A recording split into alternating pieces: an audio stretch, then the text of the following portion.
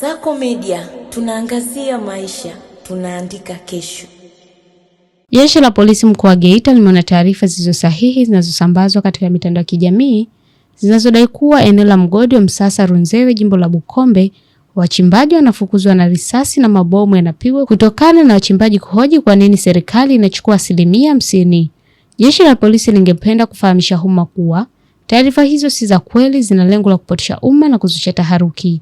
Januari 22, 2026 majira saa 3 kamili asubuhi katika eneo la Msasa, kata ya Runzewe Magharibi ila Bukombe, kulitokea vurugu zilizosababishwa na wachimbaji wadogo wanaokadiriwa kuwa 1000 ambao walizuiliwa na maafisa usalama wa mgodi huo kuingia eneo la mgodi kutokana na hali ya usalama kwa mbaya, ikiwemo maduara kujaa maji kufuatia mvua kubwa zinazoendelea kunyesha, sambamba na baadhi ya maduara kuwa na milipuko ambayo haikukamilika kulipuka. Kufuatia katazo hilo, wachimbaji hao walianzisha vurugu kwa kurusha mawe kwa nia kuwadhuru wasimamizi wa mgodi huo, sambamba na kufunga barabara kuu itokayo Bukombe kwenda nchi jirani za Uganda, Burundi na Rwanda, na kuweka magogo wakishinikiza kuingia kwa nguvu katika eneo ambalo tathmini ya kiusalama ilionyesha ni hatarishi kwa maisha yao na maisha ya watu wengine.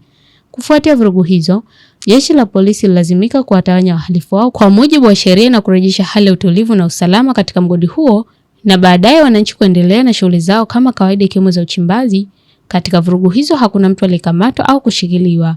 Hata hivyo, mamlaka za serikali zimeyafunga maduara jumla 33 ambapo 17 hapo ndani ya hifadhi ya barabara 16 yana hali mbaya, ni hatari kwa usalama wa raia. Jeshi la polisi linatoa onyo kwa watu wanaotumia vibaya mitandao ya kijamii sambamba na kusambaza taarifa za kweli zinazokusudia kupotosha umma, kwani halitasita kuchukua hatua za kisheria dhidi ya wahalifu. Nikusihi mtazamaji wa Kasako Media, kwa update zaidi unaweza kutufuatilia kupitia mitandao mbalimbali ya kijamii ambapo Instagram na Facebook ni Kasako Media. Kasako Media, tunaangazia maisha, tunaandika kesho.